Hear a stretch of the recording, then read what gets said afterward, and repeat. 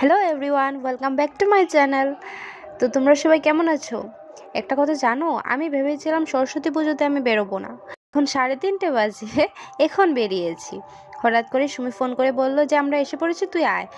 তো ভাবলাম যাবো কি যাবো না, সকাল থেকে ভাবছি যাবো না। গেলে তো আমাদের আবার বিয়ে আছে, তাই যেতে ইচ্ছে করছিল না। কবার সাজবো, আমার এমনি জ্বর এসেছে তাই। 3:30টার সময় বেরিয়ে পড়লাম রেডি হয়ে। মোটামুটি একটু রেডি হয়েছি, ভালো করে সাজিও নি। 3:30টার সময় রেডি হয়ে আমরা চলে এসেছি।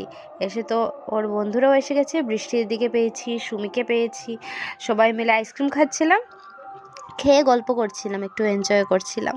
অনেক মজা হলো, সবাই মিলে ধামাই নৃত্য করছে, সেগুলো দেখছি।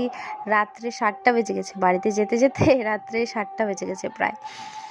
তো সবাই মিলে কি ডান্স করছে দেখো, খুব এনজয় করছে। আমরাও একটু ডান্স করেছি, আমরাও একটু এনজয় করলাম।